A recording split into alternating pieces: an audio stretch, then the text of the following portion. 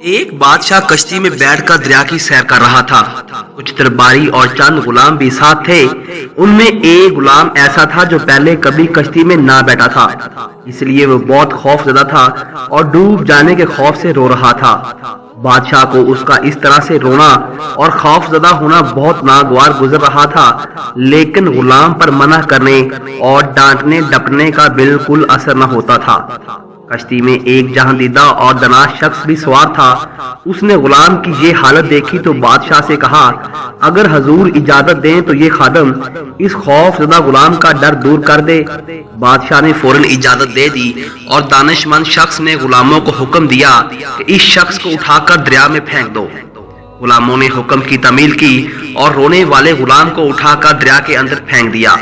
جب وہ 3-4 غوطے کھا چکا تو دانا شخص نے غلاموں سے کہا، اب اسے دریا سے نکال کر کشتی میں سوار کر لو۔ چنانچہ غلاموں نے اس کے سر کے بال پکڑ کر کشتی میں گھسیٹ لیا، اور وہ غلام جو ذرا دیر پہلے ڈوب جانے کے خوف سے بڑی بری طرح رو رہا تھا، بالکل خاموش اور پرسکون ہو کر ایک طرف بیٹھ گیا۔ بادشاہ نے حیران ہو کر سوال کیا کہ آخر اس بات میں کیا بھلائی تھی کہ تم نے ایک ڈرے ہوئے شخص کو دریا میں پھینکوا دیا، اور مزید حیرت کی بات یہ ہے کہ یہ اب خاموش بھی ہو گیا ہے۔ دانا شخص نے جواب دیا، حضور والا، اصل بات یہ تھی کہ اس نے کبھی دریا میں غوطے کھانے کی تکلیف نہ اٹھائی تھی۔ اس طرح اس کے دل میں اس آرام کی کوئی قدر نہ تھی جو اسے کشتی کے اندر حاصل تھا۔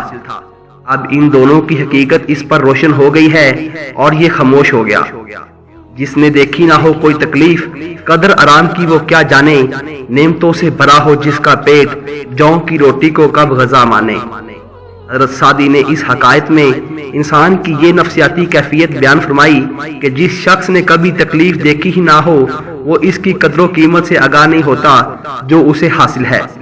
اس کے علاوہ ایسا شخص جسارت اور قوت برداشت سے بھی محروم ہوتا ہے۔